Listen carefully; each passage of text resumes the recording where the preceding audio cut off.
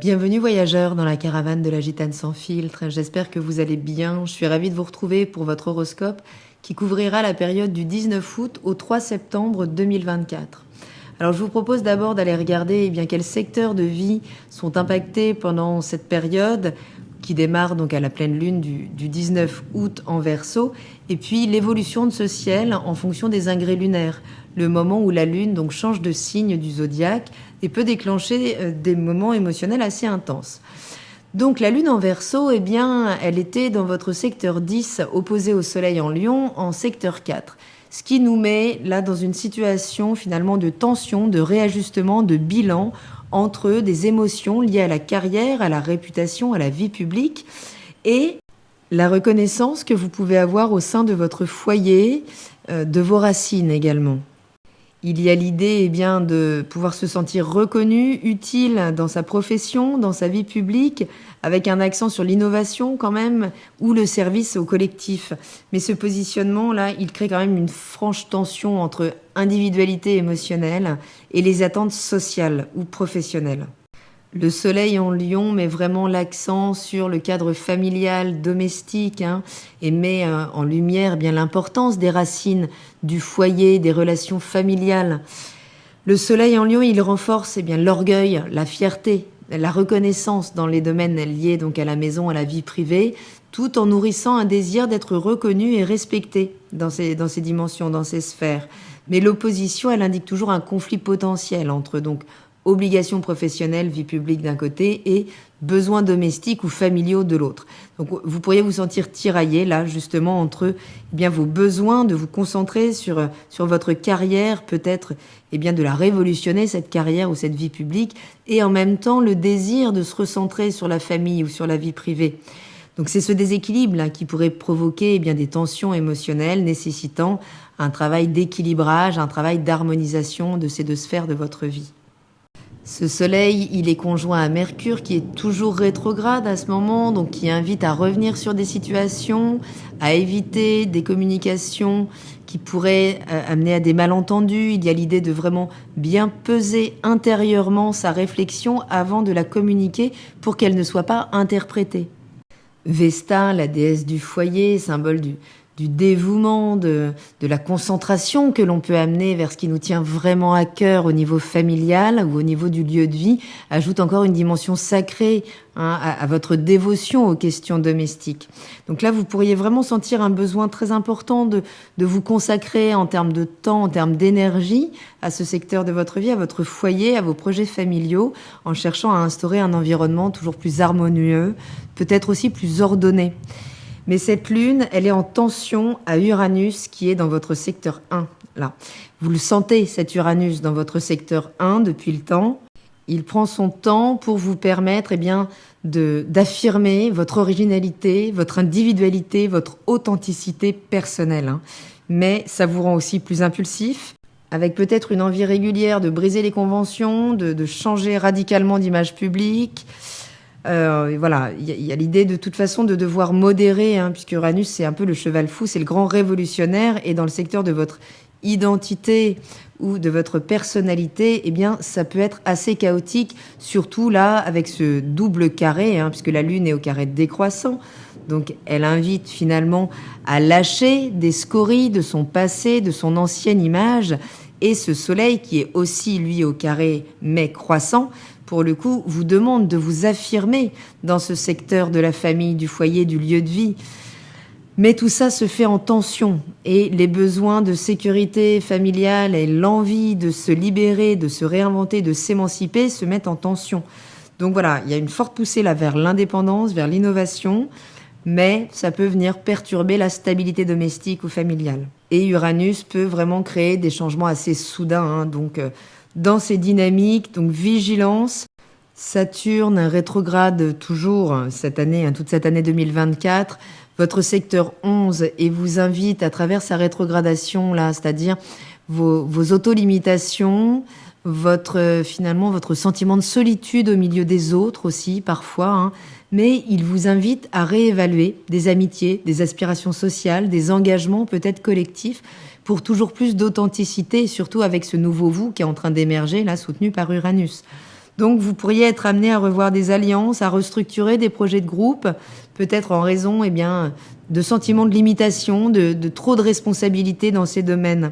Saturne en Poisson, il vient vraiment ajouter une dimension là de sacrifice, demandant de lâcher prise sur certains rêves, certaines aspirations ou certains amis peut-être, pour se concentrer sur des objectifs plus réalistes.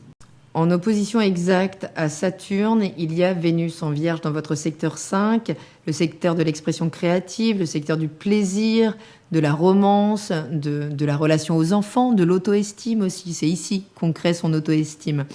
Donc cette opposition, elle peut amener une forte tension entre ces responsabilités sociales ou donc les engagements de groupe avec le secteur 11 et les désirs d'expression créative, la relation amoureuse ou la relation avec un enfant. Donc là, vous pourriez ressentir un conflit entre obligation envers les autres et votre besoin de vous divertir, vous aussi en fait, ou peut-être de vivre une romance, ou peut-être de vous revaloriser au sein de la relation. En tout cas, une forte tension qui peut se traduire par des difficultés à concilier plaisir personnel, engagement collectif, l'idée étant toujours d'équilibrer ces deux domaines de vie, mais ça peut également parler de dépenses à faire dans ces secteurs, peut-être de rencontres, mais qui pourraient être frustrées ici, puisque Saturne est en face, mais les frustrations peuvent être issues soit d'un manque de rigueur, d'un manque de patience, peut-être, d'un manque de structure, mais ce sont peut-être tout simplement des domaines qui vont vous amener des limitations pour vous permettre de développer toujours plus d'authenticité. Saturne est aussi en carré à Jupiter et Mars, cette conjonction dans votre secteur 2, là, qui cherche à épanouir vos ambitions financières et matérielles, mais vous êtes retenu peut-être par ces responsabilités sociales, collectives, certaines amitiés, là, dans le secteur 11. Donc, pression pour atteindre des objectifs financiers tout en faisant face à des limitations ou des responsabilités dans ces engagements sociaux ou amicaux. Donc voilà, encore ici peut-être des obstacles à la croissance financière qui nécessitent une gestion hyper prudente des ressources et peut-être juste une réévaluation des priorités matérielles. Vénus, elle est donc également au carré croissant, elle, de la conjonction Jupiter-Mars en Gémeaux dans ce secteur 2 et suggère, à nouveau, je sais, je parle beaucoup de tension, mais c'est quand même vraiment l'ambiance du moment, entre toujours ce désir de plaisir, de créativité, de romance, de vie un peu plus légère, et les préoccupations matérielles, financières, qui peuvent, continuer, de susciter notre impulsion, en fait, nous faire réagir. Donc vous pourriez être confronté à des choix difficiles entre se faire plaisir, rapidement, immédiatement, ou investir dans des activités créatives, dans finalement la nécessité de maintenir une sécurité financière. Vous voyez, on jongle un petit peu avec plusieurs sphères là, mais voilà, vous pourriez avoir affaire à des dépenses excessives dans les loisirs en lien avec les enfants, et ça viendra créer une tension dans la gestion des ressources, ou juste mettre le doute dans votre capacité de produire de la richesse. Bref, cette configuration-là, oui, elle est marquée par des tensions un petit peu de toutes parts entre aspiration professionnelle, responsabilité familiale, besoin d'exister, besoin d'individualité et en même temps de stabilité. Donc, conflit entre plaisir personnel, obligations sociales, financières, vous allez être amené sans doute à réévaluer vos priorités, que ce soit en termes de carrière, que ce soit en termes de vie familiale, ou que ce soit dans la gestion de vos ressources matérielles concrètes. Mais c'est une période de changement important, c'est vrai, avec des défis à relever, c'est vrai, mais aussi des opportunités de croissance et d'évolution personnelle très importantes. Donc oui, trouver l'équilibre entre carrière et famille, adopter peut-être, des changements avec plus de réflexion. Uranus essaye quand même vraiment de vous mettre la pression pour plus d'indépendance dans votre vie, mais il sera crucial de faire preuve de prudence, de ne pas agir de manière trop impulsive, en particulier, s'il vous plaît, lorsqu'il s'agit de décisions affectant la carrière ou la vie domestique. Saturne donc vous invite à revoir certaines amitiés, je vous le disais, certains engagements sociaux ou collaboratifs. Il pourra être nécessaire juste de lâcher prise là sur certains projets, certaines relations qui ne sont juste plus alignées avec les objectifs de vie fondamentaux là qui sont en train d'émerger dans votre vie.